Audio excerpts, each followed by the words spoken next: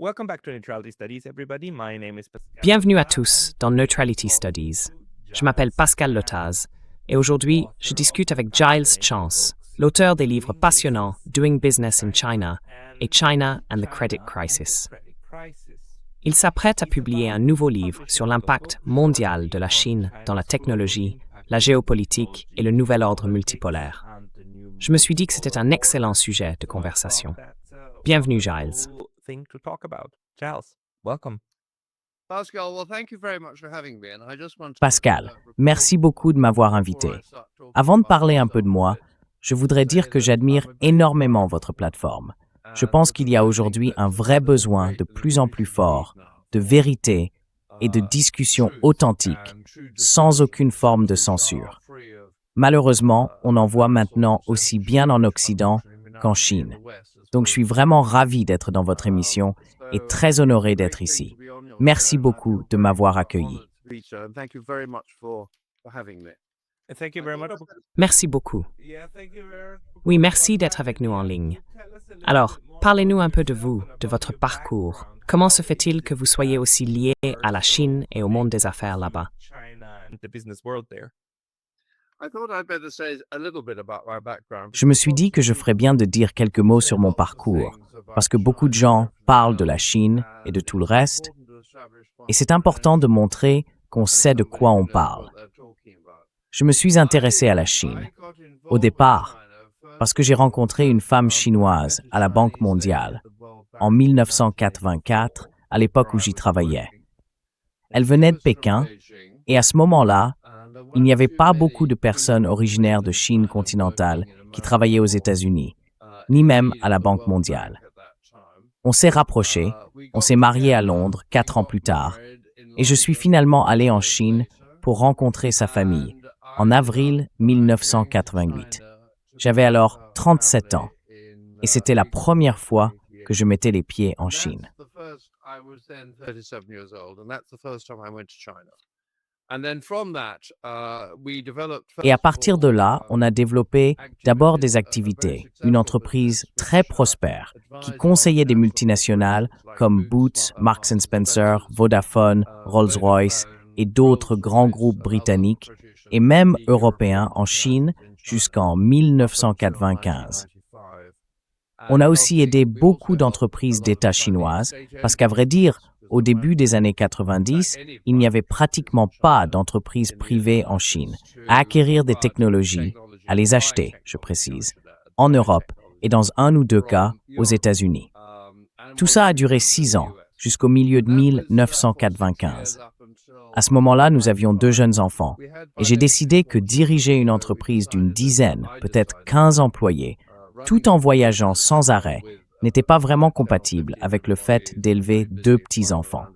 Il faut choisir l'un ou l'autre. Alors, nous avons vendu Enotar. You have to choose one or the other. So we sold the business. And then the second big China activity. Et puis, la deuxième grande activité liée à la Chine à laquelle j'ai participé est arrivée bien plus tard, quand mes enfants étaient déjà à l'école. En 2003, nous avons monté une toute petite société de banque d'investissement, filiale d'une banque beaucoup plus grande. Son objectif, c'était d'aider des entreprises chinoises privées à lever des fonds à Hong Kong et aussi à Londres, sur le marché boursier. La première opération que nous avons réalisée, c'était avec un petit constructeur automobile chinois appelé Geely, que vous connaissez peut-être. Aujourd'hui, Geely est devenu le 2e plus grand fabricant de voitures en Chine, juste après BYD, et un acteur majeur dans le secteur des véhicules électriques. Entre 2003 et la fin de 2007, nous avons conclu de nombreuses opérations pour des entreprises chinoises privées. Et nous avons eu la chance de vendre l'entreprise juste avant le crash et l'exode. Ensuite, j'ai passé 10 ou 12 ans à enseigner au Dartmouth College, une université de la Ivy League aux États-Unis, dans l'école de commerce, et aussi à l'université de Pékin.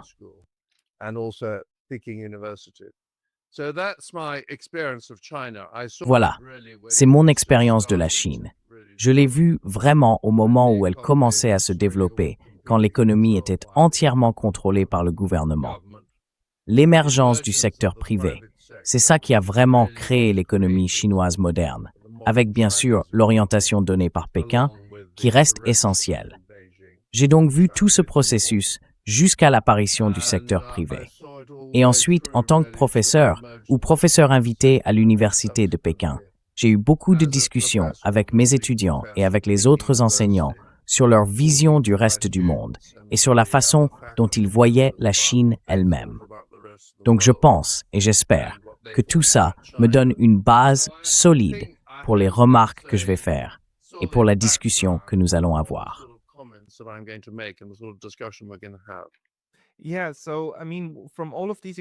Oui. Alors, à travers toutes ces expériences, comment avez-vous compris le monde des affaires en Chine et en quoi il est différent?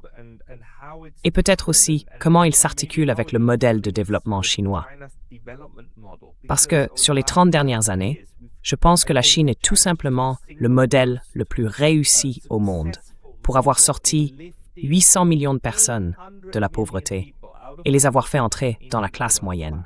C'est absolument inédit, sans équivalent, et ça a forcément un lien avec la manière dont tout le système fonctionne et dont il a permis aux affaires de se développer. Quelle est votre analyse?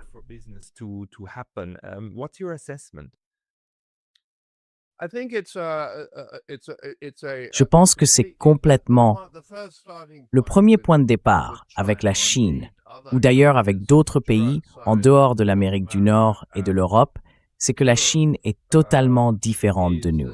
Elle vient d'un tout autre contexte. Et c'est très difficile. Je crois que les premières démarches entreprises par l'Occident envers la Chine, d'abord par les États-Unis, et bien sûr, l'Europe suit les États-Unis depuis longtemps, donc je vais parler des États-Unis comme d'un substitut de l'Europe dans ce cas. Ces premières démarches, c'était pour que la Chine rejoigne l'Organisation mondiale du commerce.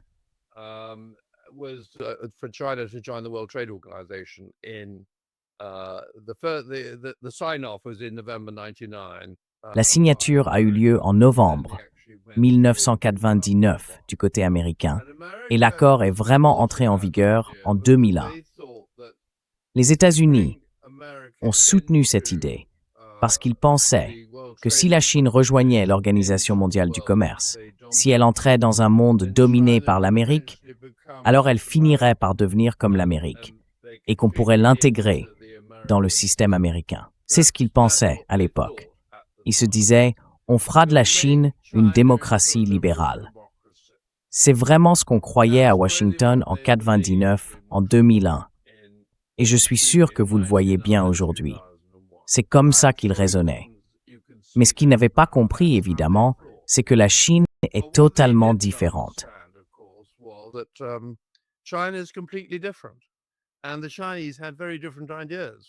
Les Chinois avaient des idées très différentes de celles des Américains. Et la Chine, c'est une culture très ancienne, comme on le sait tous.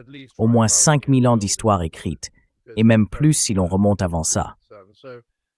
Donc la façon dont les Chinois se perçoivent eux-mêmes et perçoivent l'Occident est très différente de la manière dont les Américains voyaient la Chine. Et c'est toujours vrai aujourd'hui. Alors, pour revenir à votre question, comment expliquer que la Chine ait connu un tel succès? Eh bien, c'est un mélange de pragmatisme, d'un gouvernement très éclairé, dirigé de haut en bas, et surtout des talents entrepreneuriaux et commerciaux du peuple chinois. Voilà, je le résumerai comme ça.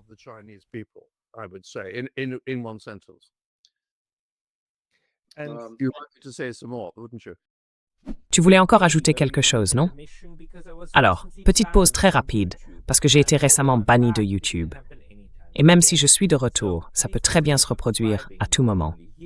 Donc s'il te plaît, pense à t'abonner non seulement ici, mais aussi à ma liste de diffusion sur Substack. C'est pacalotade.substack.com. Le lien est dans la description juste en dessous. Et maintenant, on revient à la vidéo.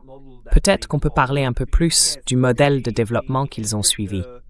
Parce que oui, d'accord, ils sont entrés à l'Organisation mondiale du commerce, ils se sont vraiment ouverts, et en fait, ils ont plus ou moins accepté de devenir l'usine du monde, non?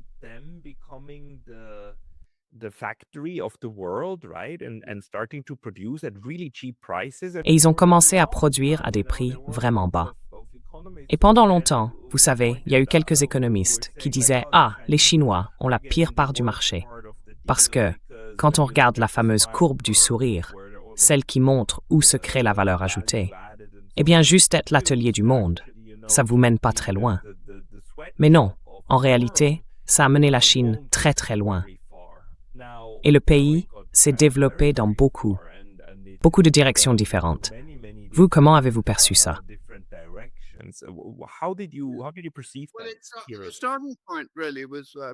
Eh bien, le point de départ, en réalité, c'est qu'à mon avis, il faut parler des individus, parce qu'ils comptent énormément. Deng Xiaoping. La Chine a eu beaucoup de chance qu'au moment de la mort de Mao, Deng Xiaoping, son collègue depuis les années 20, à l'époque de la fondation du Parti communiste chinois, soit là. C'était un homme très pragmatique, très intelligent, en fait, brillant. Il a compris qu'il fallait rompre complètement avec la période maoïste, avec la révolution culturelle et tout ce qui allait avec. Il connaissait parfaitement le potentiel de la Chine. Alors, à partir de la fin des années 70, il a encouragé le changement, les réformes. Ça a pris du temps, bien sûr, mais peu à peu, au fil des années, les Chinois ont commencé à réfléchir à la manière de faire les choses par eux-mêmes, à créer leurs propres entreprises.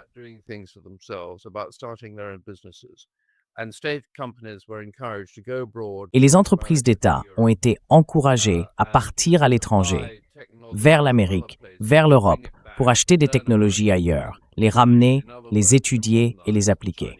En d'autres termes, il s'agissait de moderniser l'économie chinoise.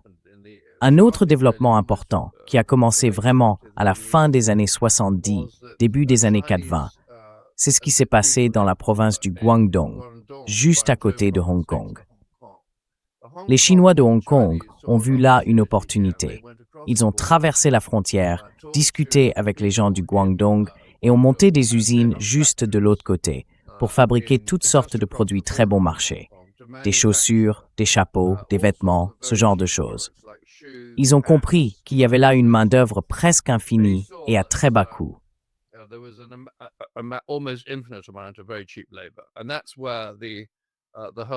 Et c'est là que tout a commencé en Chine, les exportations et aussi le secteur privé, à partir de Hong Kong et du Guangdong. Et puis, vous vous souvenez sûrement qu'il y a eu une interruption sur la place Tiananmen en 1989, le 4 mai, quand le gouvernement chinois a tiré sur les manifestants.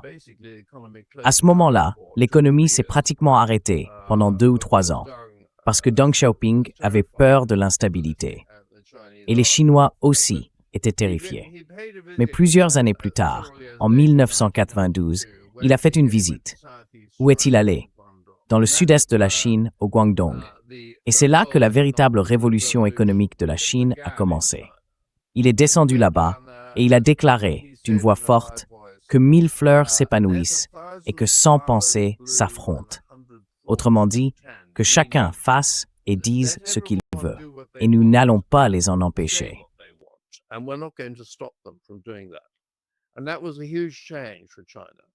Et ça a été un changement énorme pour la Chine. C'était vraiment un signal pour le peuple chinois. Les freins étaient levés, ils pouvaient foncer. Et ça commence vraiment à partir de 1992. Si on regarde la croissance des exportations chinoises entre 1992 et 2000, le changement a été spectaculaire. Et ensuite, à partir de 2000, alors, j'ai d'ailleurs noté un autre point que je veux aborder plus tard. Si on prend les 3 derniers mois de chaque année, de 1998 à 2006, ce sont les exportations chinoises vers les États-Unis. Les 3 derniers mois, d'octobre à décembre 1998, le total était de 19 milliards de dollars, 19,1. En 2003, le total était de 43,9 milliards. Et en 2006, on était à 81,3 milliards. Donc entre 1998 avec 19 milliards et 2006 avec 81 milliards, on voit à quelle vitesse tout le système s'est développé et a pris de l'ampleur. So from 1998, the last 3 months of the year, 19 to 2006, 81 billion. That's how fast the whole thing expanded and developed. And my first book actually was really about the first. Et en fait, mon premier livre portait vraiment sur...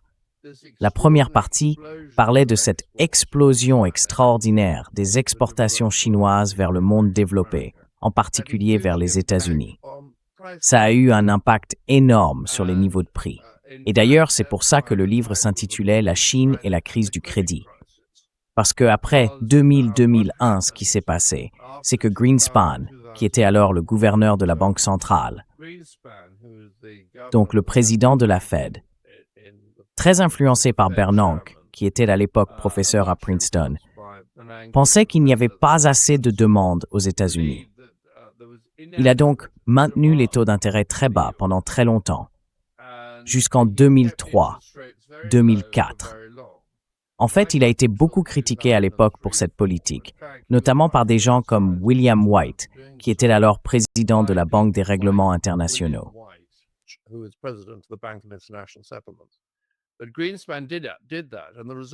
Mais c'est bien Greenspan qui a fait ça. Et le résultat, c'est qu'on s'est retrouvé avec un système financier complètement surchauffé aux États-Unis. On avait une expression, apparue vers 2002 ou 2003, qu'on appelait la recherche de rendement.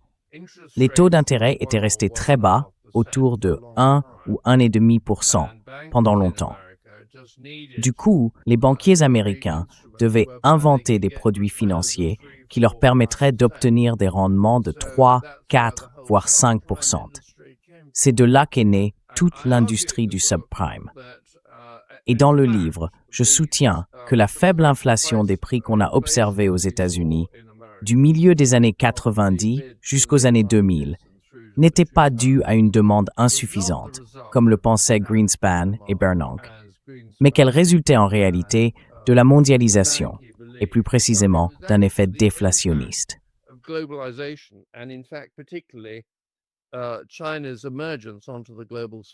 L'émergence de la Chine sur la scène mondiale.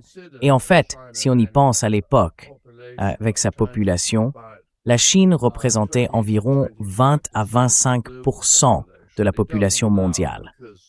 Ce n'est plus le cas aujourd'hui, parce que l'Afrique et l'Indonésie sont devenues beaucoup plus peuplées. Mais à ce moment-là, c'était autour de 23 ou 25%. Et si vous ajoutez soudainement un quart de la population mondiale, forcément, l'impact est énorme. Je me souviens d'une interview sur BBC News vers 2000. Les présentateurs étaient assis autour de la table et ils m'ont demandé, à l'époque, je travaillais pour une banque que nous venions de créer, j'étais devenu assez connu pour ça, et on m'invitait souvent à parler de ce genre de sujet. Et l'intervieweur m'a dit, « Monsieur Chance, que signifie l'entrée de la Chine dans l'Organisation mondiale du commerce ?»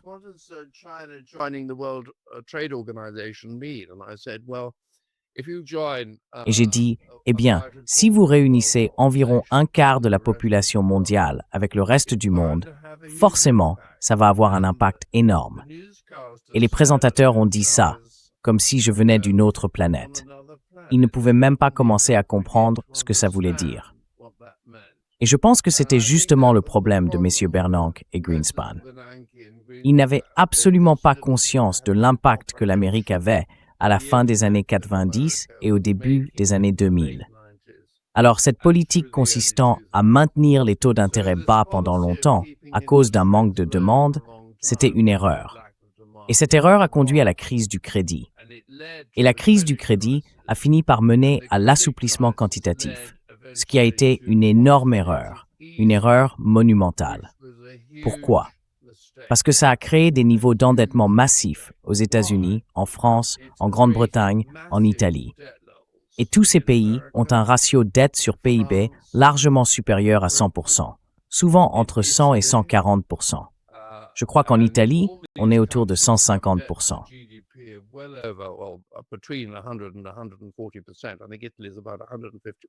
Et tout ça, c'est insoutenable. À un moment, quelque chose devra se passer, et on aura une énorme crise financière. Pour moi, tout remonte à une erreur de diagnostic, au début des années 2000, sur l'impact de la Chine sur l'économie mondiale. C'est d'ailleurs le sujet de mon premier grand livre, celui que j'ai publié en 2009. Et depuis, je dois le dire, depuis 2009, il y a eu énormément de recherches économiques. Ce matin encore, je regardais une étude de la Banque de France, publiée en 2022.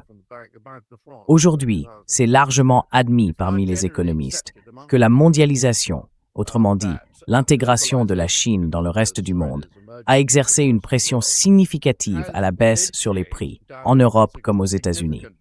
Et cela a entraîné, ou aurait entraîné, une inflation inférieure de 2 à 3% à ce qu'elle aurait été autrement.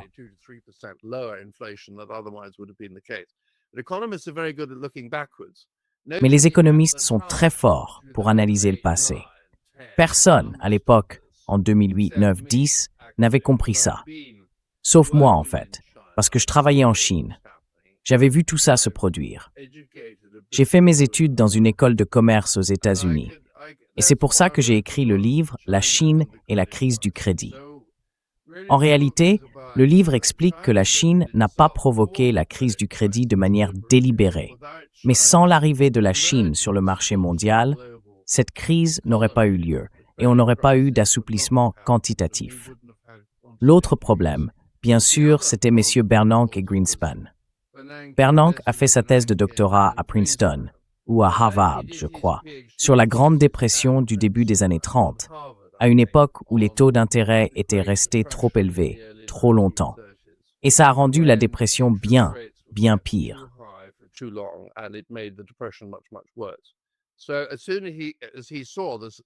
Alors, dès qu'il a constaté ce manque apparent de demande à la fin des années 90, avec une inflation très faible, il en a tout de suite conclu que le problème venait d'un manque de demande. Et donc, selon lui, les banques centrales ne devaient surtout pas répéter l'erreur des années 30. C'est ce qui a conduit à la politique de taux d'intérêt très bas, qui a duré jusqu'en 2004 environ. À ce moment-là, bien sûr, les dégâts étaient déjà faits. Je pense donc que Bernanke et Greenspan se sont complètement trompés et qu'ils ont commis une énorme erreur. C'est d'ailleurs le sujet principal de mon livre. L'autre point que j'y aborde, avant que vous ne réagissiez, c'est que 2008 a marqué un tournant majeur dans la perception chinoise du reste du monde.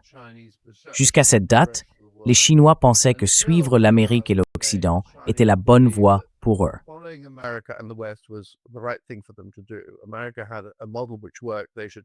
L'Amérique avait un modèle qui fonctionnait. Ils auraient dû continuer à le suivre. En 2008, le choc a été énorme et les Chinois ont été immédiatement contraints de lancer un plan de relance massif d'environ 440 milliards de dollars. Ils ont injecté cet argent surtout dans les infrastructures en Chine, ce qui a compensé l'impact négatif de la grande crise financière. Ensuite, ils ont pris du recul et réfléchi. Ils ont complètement changé leur modèle et leur politique de développement pour se concentrer sur leurs propres idées et non plus sur celles des Américains. C'est de là qu'ont émergé des initiatives comme les BRICS, la nouvelle route de la soie et tout le modèle chinois de développement indépendant. Tout ça vient de 2008, de la grande crise financière. C'est d'ailleurs ce dont j'ai parlé dans mon texte de 2009.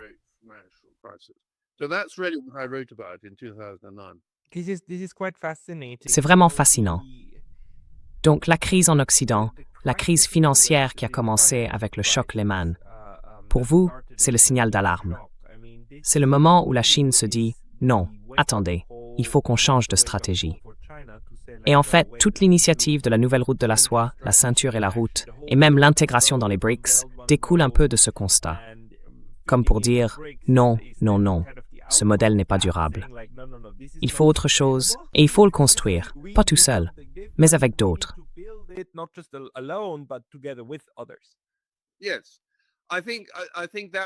Oui, je pense que c'est à ce moment-là qu'ils se sont un peu réveillés et qu'ils ont compris que suivre le modèle occidental n'était pas le bon choix pour eux et que ce n'était pas durable. Vous voyez ce que je veux dire? J'en suis sûr, parce que vous avez réfléchi à la Chine. La stabilité pour les Chinois, c'est quelque chose de vraiment essentiel. Ils ont des milliers d'années d'histoire et ils ont connu des périodes où certaines régions étaient extrêmement instables, alors que d'autres l'étaient un peu moins. Mais ils sont prêts à payer un prix très élevé pour maintenir cette stabilité, d'une manière que peut-être en Europe ou aux États-Unis, nous ne serions pas prêts à accepter. Donc, toute idée que leur système puisse être déstabilisé, c'est quelque chose qu'ils n'aiment pas du tout. C'est de là que ça vient. Et c'est ainsi, je pense, que leur politique s'est développée dans cette direction.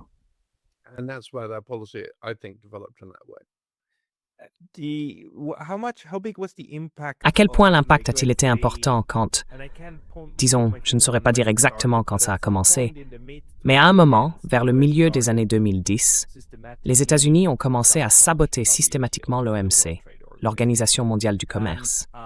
Et le démantèlement du système, la façon dont il fonctionnait avant. Vous savez, les États-Unis font ça de manière sporadique, non? On commence avec Bretton Woods et on finit avec Nixon, qui met fin à l'étalon or. Ensuite, le GATT se transforme en OMC, qui devient en quelque sorte la base sur laquelle repose le commerce mondial. Enfin, je ne devrais pas dire étalon d'ailleurs, je veux dire l'infrastructure même du commerce mondial. Et puis, tout ça est saboté au cours des années 2010, avec ses prétextes fragiles de sécurité nationale et tout le reste. Alors, quel a été l'impact de ce changement? Quand les États-Unis ont commencé à modifier en cours de route les règles du jeu qu'ils avaient eux-mêmes écrites? Et à quel moment, selon vous, la Chine a-t-elle vraiment compris comment réagir face à ça?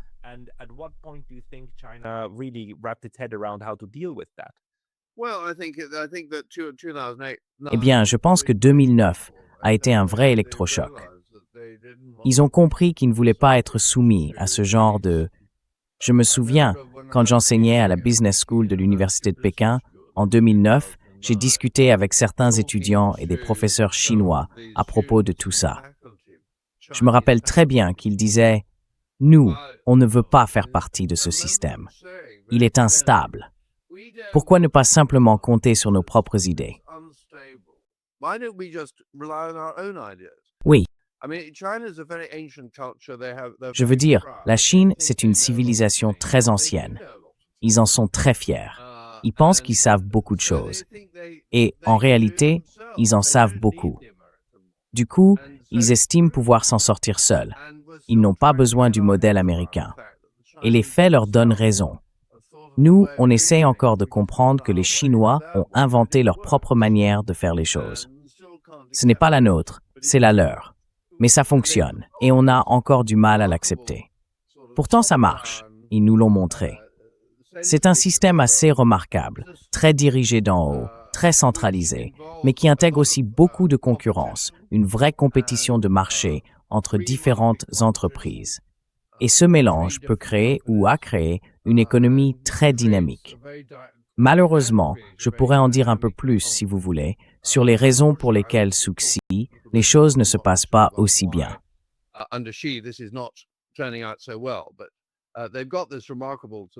Mais ils ont mis en place un système dirigé assez remarquable. En ce moment, on a en Chine une sorte d'économie à deux vitesses. D'un côté, il y a des secteurs très subventionnés qui enregistrent des progrès énormes dans des domaines clés comme l'intelligence artificielle, la robotique, les véhicules électriques, les batteries, tout ce que la Chine considère comme stratégique. Et sur beaucoup de ces fronts, la Chine avance plus vite que tout le monde. Et puis, il y a le reste de l'économie chinoise.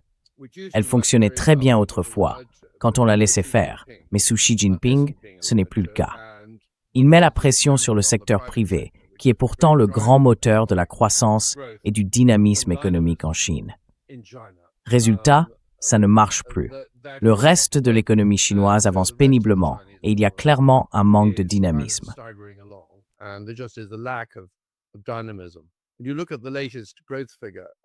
Quand on regarde le dernier chiffre de croissance, je crois que pour le premier trimestre de 2026, en glissement annuel, ils ont annoncé environ 5%.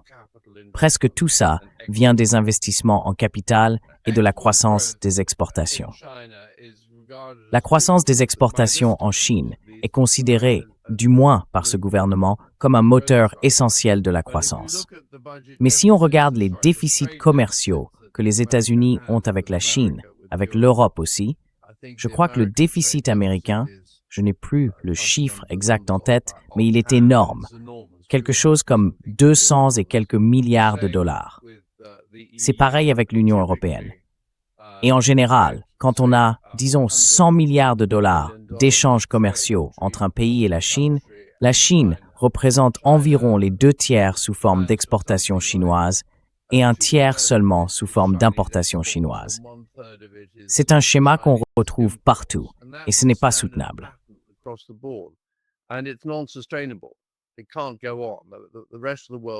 Ça ne peut pas continuer comme ça. Le reste du monde ne l'acceptera pas. Donc l'économie chinoise, dont on parle depuis longtemps, doit effectivement changer.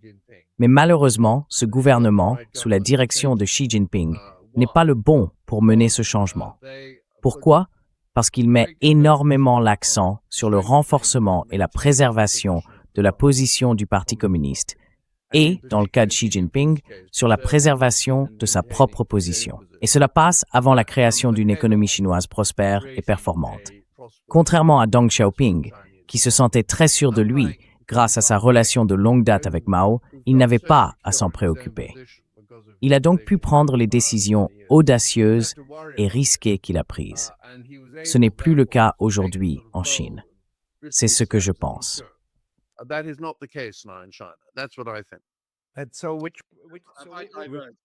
Alors, quelles sont les parties de l'économie chinoise qui ne fonctionnent pas aussi bien qu'elles le devraient? Et que pensez-vous du simple fait que la Chine, aujourd'hui, en 2026, soit capable de produire autant de choses? Pas seulement pour l'exportation, mais aussi pour sa propre consommation, n'est-ce pas? Le niveau d'infrastructure que la Chine construit est tout simplement incroyable. Que ce soit les ponts, les immeubles, les ports, les aéroports, les chemins de fer, tout ce qu'ils arrivent à faire avec leurs propres ressources, c'est impressionnant. Et puis, il y a un autre aspect. La Chine dépend encore de quelques importations essentielles, surtout dans le domaine de l'énergie. Mais elle travaille à toute vitesse pour réduire cette dépendance, ce qui lui a permis de renforcer encore son autonomie, notamment dans le secteur des technologies de l'information et dans ce qu'on appelle la souveraineté numérique. La Chine donne vraiment l'impression d'avoir une capacité presque illimitée à subvenir à ses propres besoins.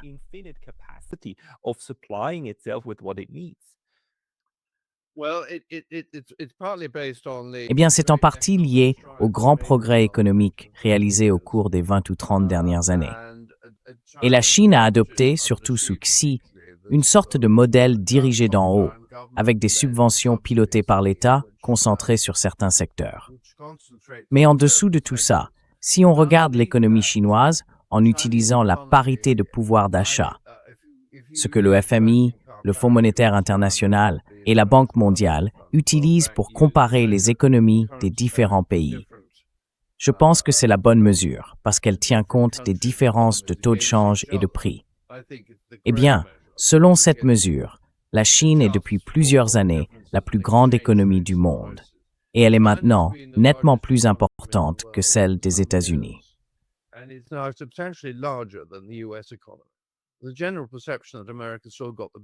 La perception générale, c'est que l'Amérique a toujours la plus grande économie du monde.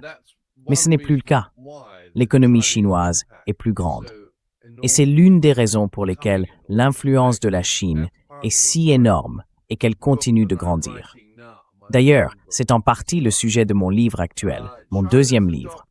La Chine a adopté, Xi Jinping a adopté, cette idée d'autosuffisance qu'on appelle la double circulation. L'objectif, c'est de créer un système de circulation économique interne qui fournisse une grande partie, voire la plupart, de ce dont la Chine a besoin.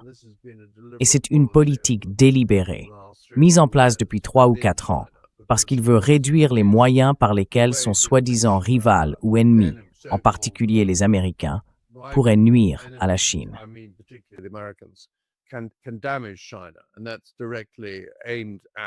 Et c'est directement lié à ça. Donc je pense que ça répond en partie à votre question. Mais la Chine, depuis, je dirais, 1990-92, a développé une économie incroyablement diversifiée et performante. C'est un très grand pays, avec une population immense. Ce sont des gens très intelligents, et ils ont réussi à faire fonctionner tout ça. Et je pense que toute personne qui n'est jamais allée en Chine devrait y aller, parce que c'est... Enfin, on parlera tout à l'heure de la question de savoir si c'est le siècle chinois ou non. J'espère qu'on pourra en discuter dans un instant, mais c'est vraiment un spectacle remarquable.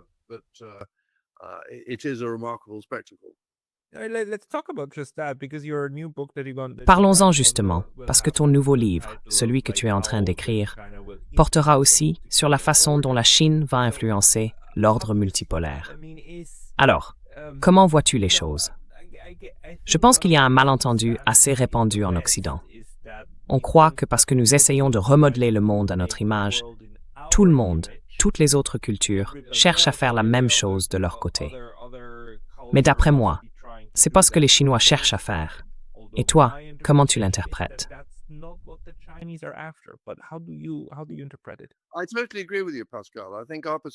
Je suis tout à fait d'accord avec toi, Pascal. Je pense que notre perception, c'est que les Chinois sont un ennemi. Enfin, il faut revenir à Wolfowitz et à ce qu'on appelle la doctrine Wolfowitz, si tu vois de quoi il s'agit. Il l'a rédigée quand il était secrétaire adjoint à la Défense, sous le président Bush père. Et cette doctrine, c'était l'idée, apparue vraiment après 1990, après la chute du mur de Berlin, que l'objectif des États-Unis devait être de rester numéro 1, et que tout rival, où qu'il soit dans le monde, devait être écrasé. Bon, évidemment, c'est beaucoup plus long que ça, mais en une phrase, c'est ce que disait la doctrine Wolfowitz. Et Bush père, George H.W. Bush, quand ce document est arrivé sur son bureau, l'a renvoyé en disant « c'est n'importe quoi ». Je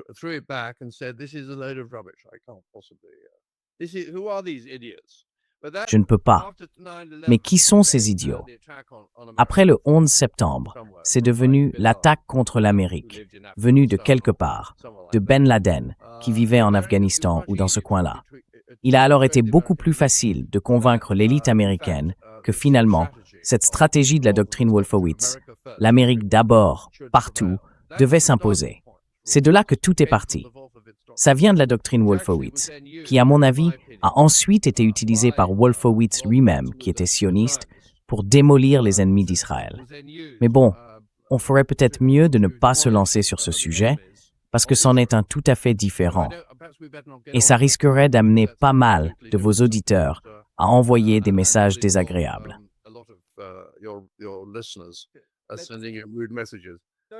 Restons sur la Chine.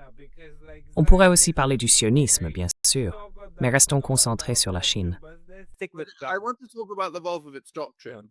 Je veux parler de la doctrine Wolfowitz, parce que c'est de là que vient toute cette approche américaine. Et bien sûr, ici en Grande-Bretagne, comme en Europe, on a suivi les Américains les yeux fermés pendant des années, parce que c'était eux qui assuraient la sécurité en première ligne. Et on n'a pas encore appris, maintenant que les Américains, que Trump retire tout ça, on n'a pas encore appris à penser par nous-mêmes, ni en Grande-Bretagne, ni en Europe. On le fera dans les prochaines années, mais ça prend du temps. Alors, quand on parle de la manière dont l'Europe et l'Amérique regardent la Chine, il faut parler des États-Unis, de Washington, D.C., parce que tout le monde suit leur exemple. Et c'est de là que vient cette idée qu'ils sont un ennemi, un rival.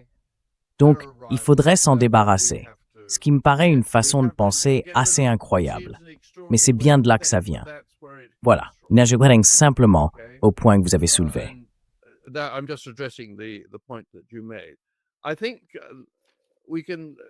Je pense qu'on peut, si vous voulez, commencer. Le livre que j'écris en ce moment s'intitule « L'impact mondial de la Chine », un projet de géopolitique technologique et le nouvel ordre multipolaire. Ce que j'essaie de faire dans ce livre, pour les gens qui n'ont pas beaucoup réfléchi à tout ça, vous, évidemment, oui, mais beaucoup d'autres pas du tout, c'est de les aider à comprendre un peu d'où vient la Chine et de parler des effets que son émergence a eus sur le reste du monde au cours des 30 dernières années environ. Par exemple, l'effet sur les prix dont j'ai parlé tout à l'heure, à la fin des années 90, avant 2000, et toute la période de la bulle Internet, qui a fini par mener à la crise du crédit. Et puis, bien sûr, les BRICS n'étaient pas à l'origine une idée chinoise, mais je pense qu'après la grande crise financière de 2008, la Chine a décidé d'utiliser les BRICS tels qu'ils existaient alors.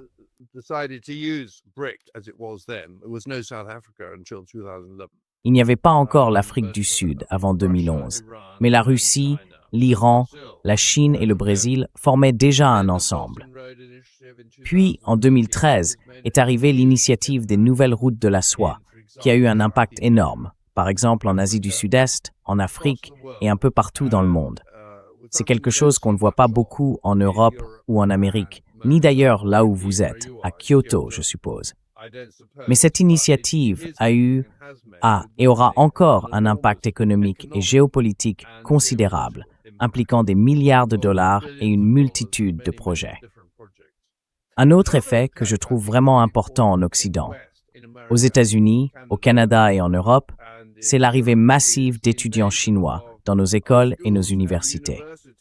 J'ai fait quelques recherches à ce sujet et j'ai découvert que jusqu'à il y a 1 an ou 2, entre 20 et 25% de tous les étudiants inscrits dans une université aux États-Unis ou au Royaume-Uni venaient de Chine continentale.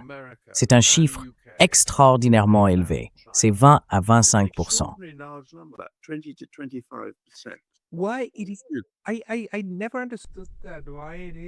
Je n'ai jamais vraiment compris ça. Pourquoi la Chine a-t-elle autant de succès économique? Pourquoi elle est devenue si performante dans tous ces domaines? Et pourtant, il y a toujours cette forte envie d'envoyer les enfants étudier à l'étranger. Parce que franchement, j'ai l'impression qu'ils doivent avoir d'excellentes écoles là-bas.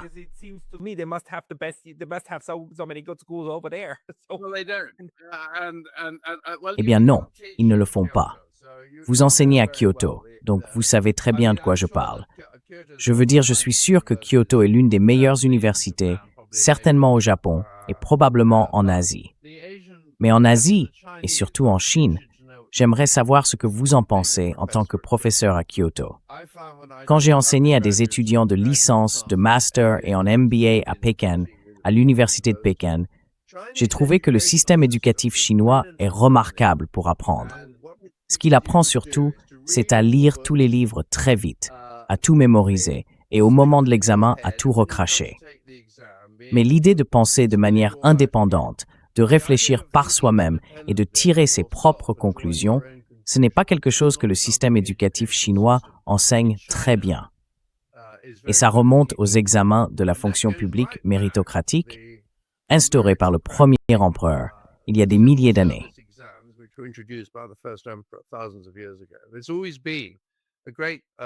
En Chine, il y a toujours eu une grande source de fierté, comme sans doute au Japon, à réussir l'examen de la fonction publique, qui est extrêmement compétitif.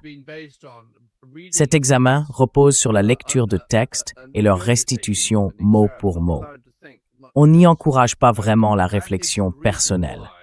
C'est d'ailleurs pour cette raison que les parents qui en ont les moyens, les gens instruits en Chine, envoient leurs enfants à Harvard ou dans les meilleures universités possibles. Et même dans des universités moins prestigieuses en Europe, surtout en Grande-Bretagne, aux États-Unis et au Canada. Ils estiment qu'on y trouve une formation beaucoup plus complète que ce qu'on peut obtenir en Chine. J'aimerais bien savoir, Pascal, ce que tu penses du Japon et de Kyoto dans ce contexte, sur cette idée d'éducation plus équilibrée. Tu vois.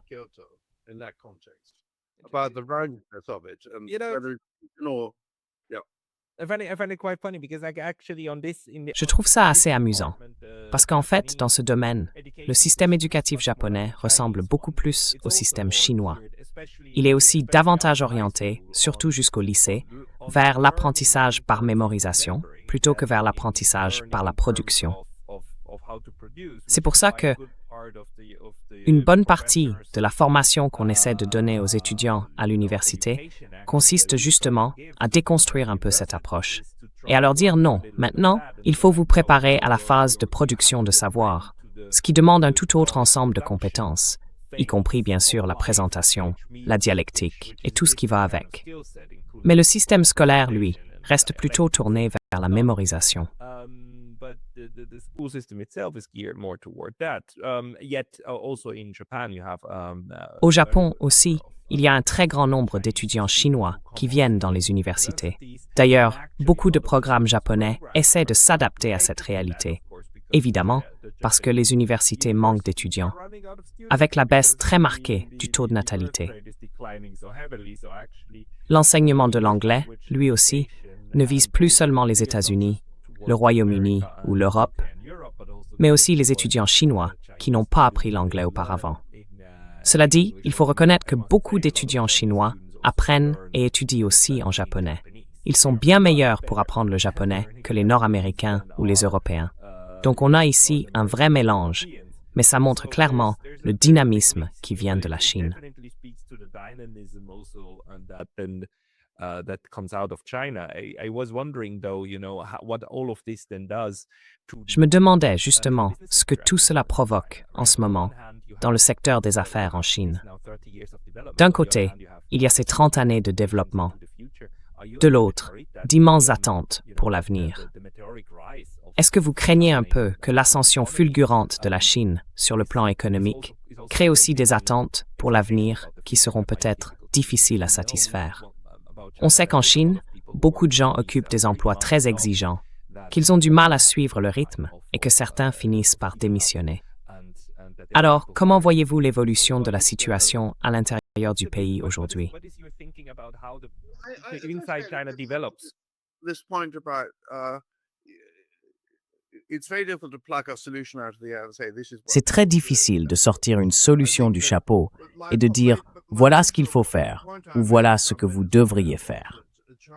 Mais le point que je soulevais tout à l'heure, c'est que le système chinois, qui a été incroyablement performant pendant plusieurs années, l'a été parce que le gouvernement lui a permis de se développer. Et si aujourd'hui, il est devenu moins dynamique, c'est parce qu'il est de moins en moins compatible avec la manière dont le Parti communiste fonctionne en Chine en ce moment. Attendez, je vérifie juste que mon ordinateur ne plante pas. Voilà. Donc oui, c'est de moins en moins compatible avec la survie du mode de fonctionnement actuel du parti. Je peux revenir là-dessus si vous voulez. J'enseignais à l'Université de Pékin en 2010-2011. Et c'est à ce moment-là, je pense, Nomadet Wemintist and Vimofrensek are Stetsuit Enitusrand, Versum.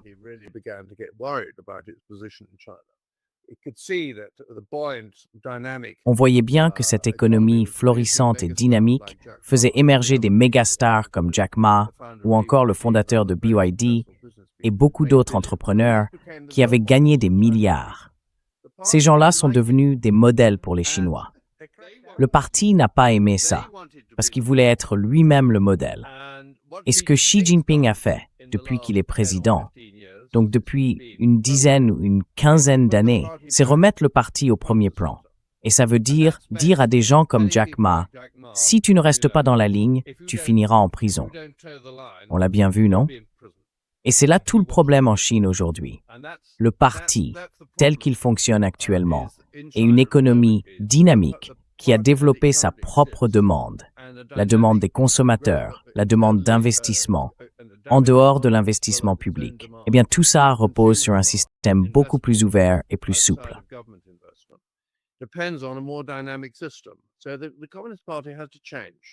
Donc, le Parti communiste doit changer. Et ça, tout le monde le sait en Chine. Depuis plusieurs années, certains essaient d'écarter Xi Jinping pour cette raison, mais lui refuse de partir. Alors la question, c'est la suivante. Son troisième mandat arrive à échéance l'an prochain, en 2027. D'accord, c'est son troisième mandat de 5 ans, et la question c'est, est-ce qu'il va se représenter? Il a maintenant 71 ou 72 ans. Est-ce qu'il ira pour un quatrième mandat?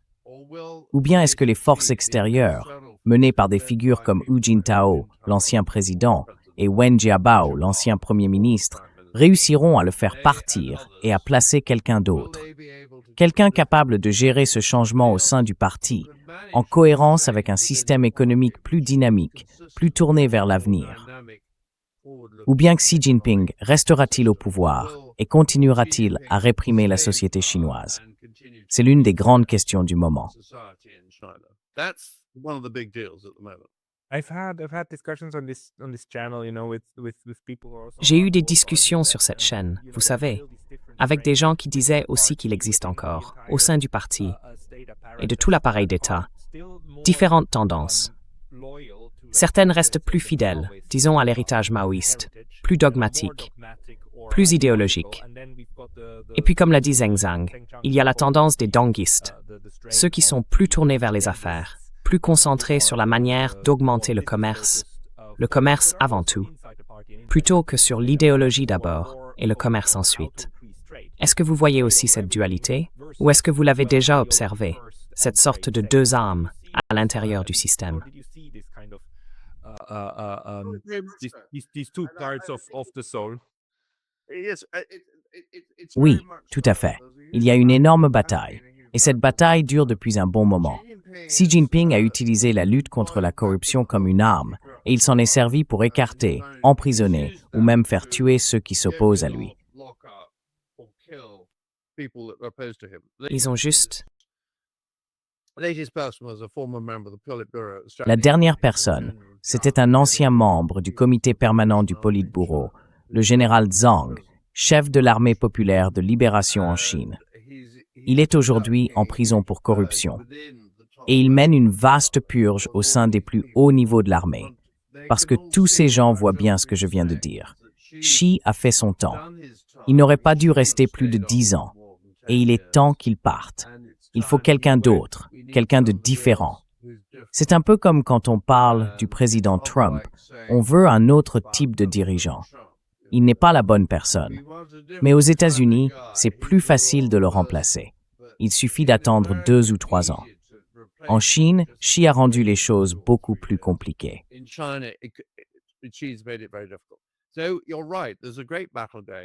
Oui, vous avez raison. Il y a une grande bataille en cours.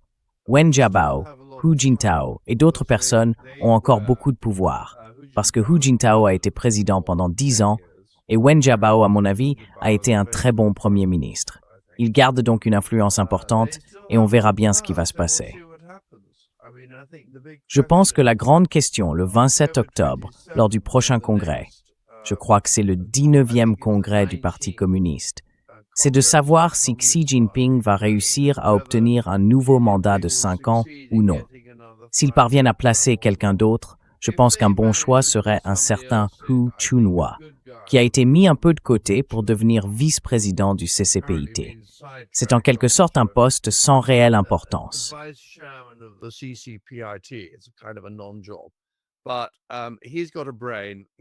Mais il a de la tête. Il est allé à l'université de Pékin et c'est très difficile d'y entrer. Chaque année en Chine, environ 10 millions de personnes passent le Gaokao, l'examen d'entrée à l'université. Et sur ces 10 millions, à peu près 2000 vont à l'université de Pékin et 2000 autres à Tsinghua. Donc, si vous êtes admis à l'université de Pékin, ça veut dire que vous êtes vraiment, vraiment très fort pour lire vos livres et les apprendre. Et lui, il y est allé. Hu Chunhua a étudié à l'université de Pékin. C'est donc quelqu'un de très intelligent. Et en plus, il a un esprit assez libéral. Je pense que Xi Jinping a essayé de trouver quelque chose de compromettant sur lui, mais il n'a pas réussi. Parce que s'il avait trouvé quelque chose, il l'aurait arrêté et mis à l'écart, puisqu'il sait que c'est une menace.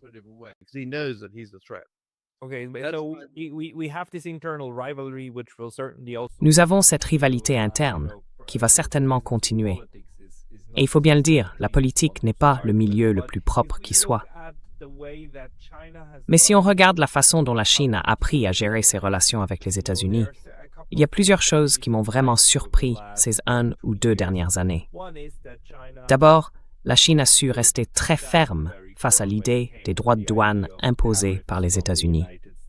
Et puis, elle a effectivement brandi la carte des terres rares, sans plus aucune hésitation, contrairement à ce qu'elle faisait auparavant.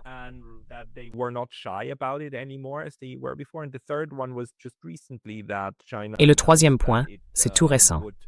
La Chine a annoncé qu'elle interdirait à son secteur pétrolier d'appliquer les sanctions américaines concernant l'Iran. Elle a aussi précisé qu'elle soutiendrait ces entreprises pétrolières si elles étaient visées par des sanctions américaines secondaires ou tertiaires. Alors comment faut-il interpréter la stratégie économique de la Chine face à cette forme d'agression? Encore une fois, on dirait que c'est le résultat de la doctrine Wolfowitz qui continue de peser sur la Chine depuis les États-Unis.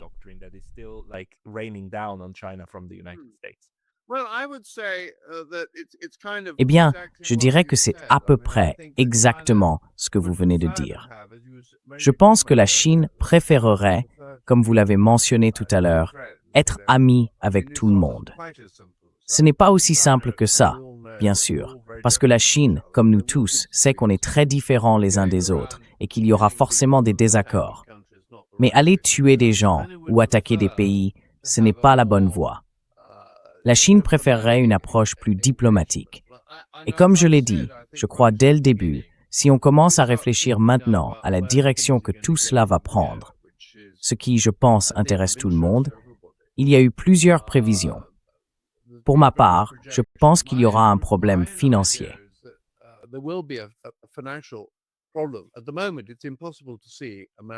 En ce moment, il est impossible d'imaginer que l'Amérique, l'Europe ou plus largement l'Occident puissent céder face à la Chine ou conclure un quelconque accord avec elle, parce que la Chine est perçue comme une menace. Et il y a un point qu'on n'a pas encore évoqué, c'est le Covid. C'est l'un des grands impacts que la Chine a eu sur le monde ces dernières années. Le Covid est venu de Chine. J'étais sur place quand tout a commencé là-bas. Je peux en parler un peu. Mais quoi qu'il en soit, c'est bien parti de Chine. Et je pense que le reste du monde, en particulier les États-Unis et les pays européens, associe le Covid à la Chine. Et ça, le Covid a joué un rôle déterminant dans le changement de notre perception de la Chine. On est passé de l'intérêt, de la curiosité, voire d'un certain soutien, à l'idée que la Chine est devenue un adversaire.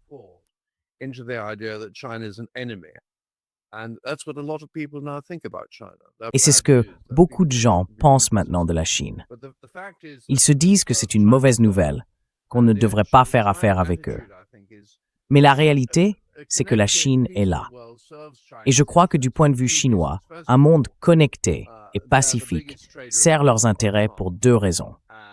D'abord, c'est le plus grand commerçant du monde, de très loin, et c'est dans leur intérêt économique de pouvoir faire du commerce avec tout le monde. Ensuite, je pense que cela touche à quelque chose de plus profond dans l'esprit et la culture chinoise. L'idée du taoïsme, qui est apparu vers 500 ans avant Jésus-Christ et qui prône une vie simple, paisible, tranquille, sans agressivité.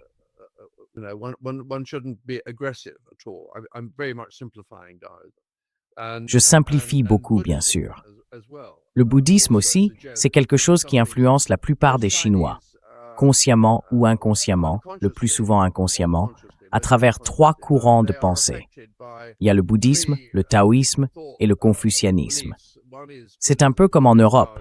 La plupart des Européens ne vont pas à l'église, mais ils restent marqués par des idées et des valeurs chrétiennes. En Chine, les gens sont tous, d'une manière ou d'une autre, influencés par le bouddhisme, le taoïsme et le confucianisme. Même si vous demandez à beaucoup de Chinois, ils ne sauront pas forcément de quoi vous parlez. Certains oui, mais beaucoup non. Mais ces idées les influencent.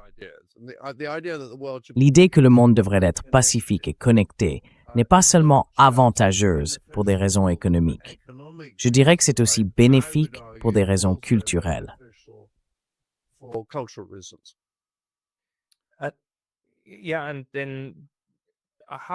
Oui. Et alors, comment est-ce que tout ça, en ce moment, influence aussi le monde des affaires? Par exemple, quand vous conseillez des gens qui veulent faire du business avec la Chine, mais qui n'ont travaillé qu'en Europe ou en Amérique du Nord, pas que ce soit pareil, bien sûr. Mais disons qu'entre ces cultures, on se comprend assez facilement. Quand vous les conseillez sur la manière d'aborder le marché chinois, de construire une entreprise qui réussit en Chine ou avec la Chine, qu'est-ce que vous leur dites? Et selon vous, comment tout ça pourrait influencer l'avenir, quand la Chine sera peut-être encore bien plus grande et bien plus importante?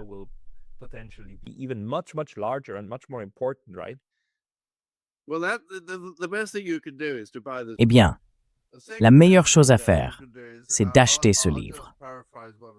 La deuxième meilleure chose, c'est que je vais simplement résumer une ou deux idées. La plus importante en Chine, comme dans beaucoup de sociétés asiatiques, je suis sûr que c'est aussi vrai au Japon, c'est de communiquer avec les gens sur un plan personnel. En d'autres termes, il faut qu'ils vous fassent confiance. Ils ne vous aimeront pas forcément, mais c'est mieux s'ils vous apprécient. Et pourquoi pas, après tout? Les Chinois fonctionnent sur une base personnelle dans leurs relations. Donc si vous essayez de faire des affaires en Chine, la première chose à ne pas faire, c'est d'être impoli ou agressif. Il faut au contraire chercher à créer une relation personnelle avec eux. C'est vraiment la clé pour faire des affaires en Chine. Ceux qui comprennent ça s'en sortent bien. Ceux qui ne comprennent pas rencontrent toutes sortes de problèmes. Les Chinois, dans leur dos, diront quelque chose comme « Voilà encore un étranger stupide, ignorant et prétentieux. On va lui donner une leçon. »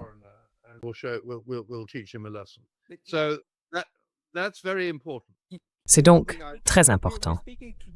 On parle aujourd'hui, à peine 2 jours avant la rencontre prévue entre Donald Trump et Xi Jinping à Pékin, n'est-ce pas? Je crois qu'ils doivent se voir le 13, et on est aujourd'hui le 11. Vous pensez qu'il y a encore un avenir pour la relation sino-américaine si les États-Unis ne changent pas vraiment de ton vis-à-vis de la Chine?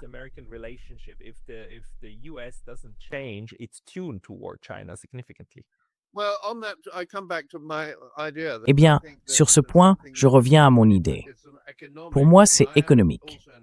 Je suis aussi économiste, en plus d'être historien. J'ai travaillé plusieurs années dans une banque d'investissement avant de me tourner vers la Chine. Je pense qu'on va assister à une énorme crise financière qui commencera aux États-Unis à cause de l'inflation. Je veux dire, Pascal, toi et moi, ce n'est pas difficile de voir que l'inflation est en train de monter. Elle ne peut que monter. Le prix du pétrole est passé d'environ $50 le baril à $120.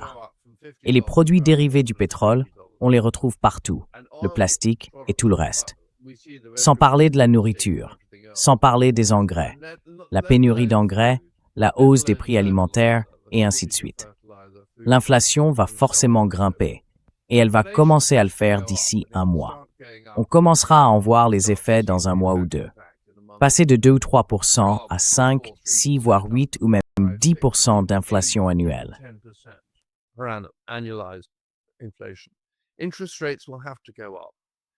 Les taux d'intérêt vont devoir augmenter.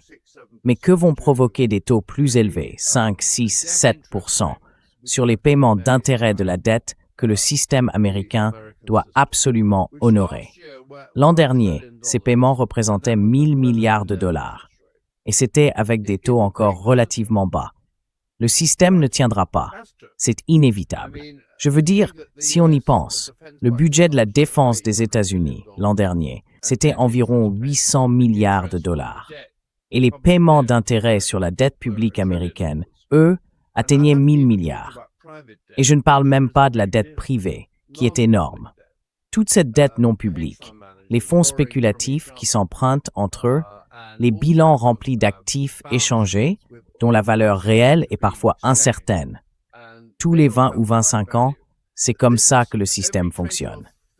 Il faut une sorte de crash pour ramener tout le monde à la réalité.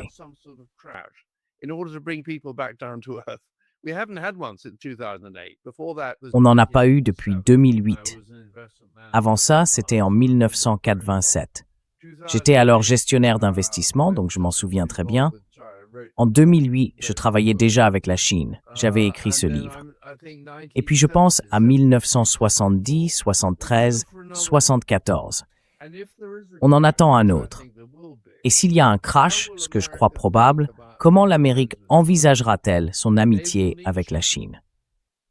Elle aura besoin de la Chine, comme en 2008, quand ce sont en partie les Chinois qui ont aidé à sauver l'Amérique en rachetant sa dette et en lançant leur propre plan de relance massif de 450 milliards de dollars. Ça a contribué à sauver le système mondial. Et il faudra recommencer. La Chine aussi a ses problèmes, comme on l'a dit, comme je l'ai rappelé. Des problèmes internes, économiques. Je pense que les deux parties verront qu'elles ont intérêt à coopérer. Mais peut-être que je suis simplement trop optimiste. but perhaps I'm just being over-optimistic. I mean, I don't have any doubts that China. Je veux dire, je n'ai aucun doute que la Chine voit les avantages de coopérer avec les États-Unis. Tout ce qu'ils ont fait depuis 30 ou 40 ans repose sur une forme de coopération. Mais le problème, c'est qu'en ce moment, l'autre camp a construit ce récit de la menace chinoise de façon tellement forte, et ça, même avant le Covid. Alors, que se passe-t-il s'il y a une crise? Very much. What if there's a crisis? What I described. What do you think then? Do you think that? Qu'est-ce que vous en pensez alors? Vous croyez que ça va changer la perception à Washington? S'il y a une grande crise financière, je ne sais pas quel âge vous avez. Vous êtes sans doute trop jeune pour vous souvenir de ce qu'a été la crise de 2008. On pensait tous que le monde occidental était fini. Vraiment. C'était un événement majeur. Lehman Brothers a fait faillite. It was a major event. Lehman went. Le man s'est effondré. Bear Stearns went. AIG. Bear Stearns a disparu. AIG, énorme plan de sauvetage. General Motors a dû être renfloué. C'était un événement majeur. Et beaucoup de gens, de moins de 45 ans, évidemment ne s'en souviennent pas, parce que c'était il y a 18 ans maintenant. Moi, je me souviens à quel point ça a marqué les esprits et à quel point les gens avaient peur pour leur emploi, pour en trouver un nouveau et tout le reste. 42 or 43 or something. 40. À Washington, si ça se reproduit. I do remember how impactful that was and how people were scared for jobs and getting new jobs and so on. But how What impact do you think that will happen in Washington if that happens again? What do you Selon vous, comment ça va-t-il changer la perception de la Chine? China? I don't think it would change the perception. I mean, Je ne pense pas que ça changera la perception. how would China Je veux dire, comment la Chine pourrait-elle vraiment, si on imaginait une répétition parfaite, comme en 2008, une crise de la dette, avec toutes ces fameuses ninja loans, les banques qui s'effondrent, les créances pourries partout, et tout le monde paniqué. Mon Dieu, et si c'était sur mon bilan, et ainsi de suite. Et puis le gouvernement qui intervient. Je veux dire, comment la Chine pourrait-elle aider les États-Unis, même si elle le voulait? Comment a-t-elle? help the United States, even if they wanted? How would they? Well, last time they bought their debt. La dernière fois, ils ont racheté leurs dettes et lancé un énorme programme. Ils ont acheté des obligations, ce qui les a aidés, de la dette publique. Et ils ont aussi mis en place un vaste plan de relance interne pour essayer de stimuler l'économie chinoise, et donc, par ricochet, l'économie mondiale. Ils ont vraiment fait un gros effort pour éviter que la Chine, et à travers elle l'économie mondiale, ne s'effondre. Et après coup, ils ont eu le sentiment, à l'époque déjà, que les Américains et les pays occidentaux n'avaient pas reconnu cet effort. Je pense qu'ils feraient quelque chose de similaire cette fois-ci, mais peut-être d'une manière plus commerciale. Ils pourraient dire aux Américains, « Écoutez, on peut vous aider, on peut racheter ceci, on peut vous prêter de l'argent, on peut injecter de la liquidité dans le système, ce que vous ne pouvez pas faire. Et on maintiendra le système à flot, mais à certaines conditions. » Ce serait sans doute un peu plus commercial cette fois, mais ils ont le pouvoir financier et économique pour le faire. En termes de parité de pouvoir d'achat, leur économie est d'ailleurs plus grande que celle des États-Unis. In purchasing power terms. Yes. But a lot not. Oui, mais pas pour tout le monde. Bien sûr, beaucoup d'intérêts chinois sont liés à tout ça là, aux États-Unis. Donc si l'économie américaine chute, eh bien, une grande partie de la valeur, je veux dire, la valeur détenue par la Chine, baisse aussi. Il y a donc beaucoup d'intérêts en jeu. Very much in their interest to keep the system, to keep the C'est clairement dans leur intérêt de maintenir le système, de faire en sorte que tout continue à tourner. Et c'est pour ça que tu vois, l'Amérique, quoi qu'il arrive à l'Amérique, au dollar. L'autre point, c'est que le dollar va rester la monnaie mondiale. On parle beaucoup de dédollarisation. Mais si on regarde les chiffres, si on regarde SWIFT en Belgique, qui traite presque toutes les transactions internationales, des millions chaque jour, eh bien aujourd'hui, environ 92 ou 93% se font en dollars. Ça ne va pas beaucoup changer. Le dollar est la monnaie mondiale et le dollar est fabriqué en Amérique. Donc l'Amérique n'est pas près de disparaître. Et je pense que les Chinois le savent. Les 50 prochaines années, ce sera la Chine et l'Amérique, et puis les autres. La vraie question, c'est, est-ce que la Chine et l'Amérique seront ennemis ou amis? Et je pense que s'il y a une crise en Amérique, et je crois qu'il y en aura une, ça changera la façon dont les Américains regardent la Chine, parce qu'ils auront besoin d'aide.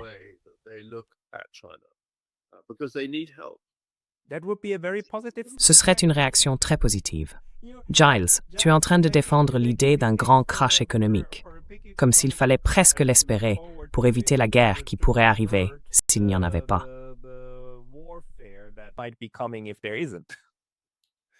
Eh bien, je peux me tromper. Qu'en pensez-vous, Pascal Lotath? J'aimerais croire que s'il y a un ralentissement économique, ça pourrait en fait conduire à une meilleure relation. Mais mes amis appellent ça mon optimisme un peu morbide.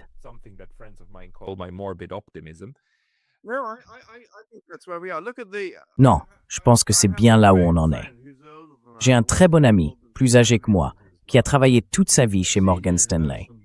C'est un banquier d'investissement senior. Il doit avoir environ 85 ans. Il vit à New York.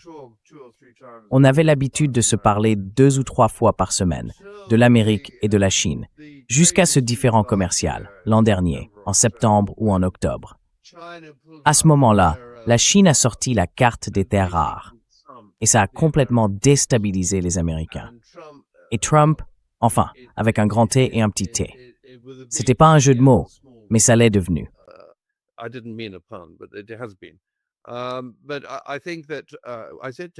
Mais je pense que, je lui ai dit à l'époque, le fait que les Chinois aient sorti la carte des terres rares, c'est très parlant.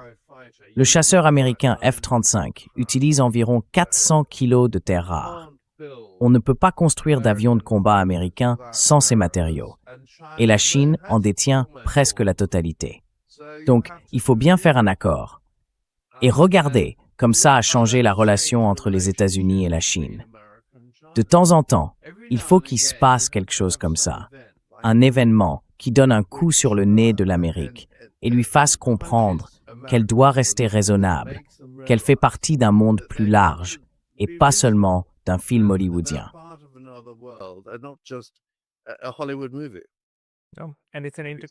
C'est un monde interconnecté. J'espère vraiment que ça finira par entrer dans les esprits. Oui, c'est un monde interconnecté et on a besoin les uns des autres. Alors ça n'a aucun sens, encore une fois, de se donner des coups de poing au visage. Eh bien, je veux dire, s'il y a une grosse crise, je sais qu'on parle depuis 1 heure maintenant, vous voulez sans doute qu'on s'arrête. Celui-là. Et encore une fois, je voulais te demander où les gens peuvent te trouver, où ils peuvent trouver tes livres, et si tu as un endroit où tu publies aussi entre 2 ouvrages. Je n'ai pas de lieu précis. Je crois que vous avez le titre de mon livre. Il est publié chez Anthem Press. Je suis encore en train de l'écrire. Il sortira l'année prochaine, en 2027. Le titre, c'est Technology, Geopolitics and China's Global Impact. Technology, Geopolitics and the New Multipolar Order. Je m'appelle Giles Chance. Dans ce livre, je parle de l'impact que la Chine a eu au cours des 30 ou 40 dernières années. Mais surtout, j'explique où, selon moi, nous en sommes aujourd'hui et où nous allons dans les 20 à 30 prochaines années, exactement comme on en a discuté tout à l'heure.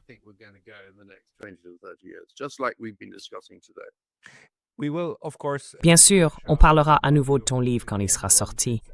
Les 2 autres livres seront indiqués dans la description juste en dessous. Merci beaucoup. Merci vraiment pour ton temps aujourd'hui, Giles. Je suis vraiment honoré d'être dans votre émission. Comme je l'ai déjà dit, je trouve que vous faites un travail formidable. On a besoin de plateformes comme la vôtre, et d'autres aussi. Je ne parle pas forcément de moi, mais beaucoup d'invités apportent des choses très intéressantes. J'apprends énormément grâce à eux. Et pour être honnête, je ne lis plus vraiment les journaux. Je crois d'ailleurs que beaucoup de gens ne le font plus non plus. Nous avons maintenant des podcasts et je suis vraiment content qu'on ait cette possibilité.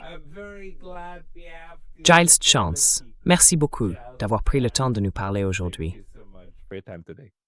Thank Merci. you. Au revoir. Bye-bye.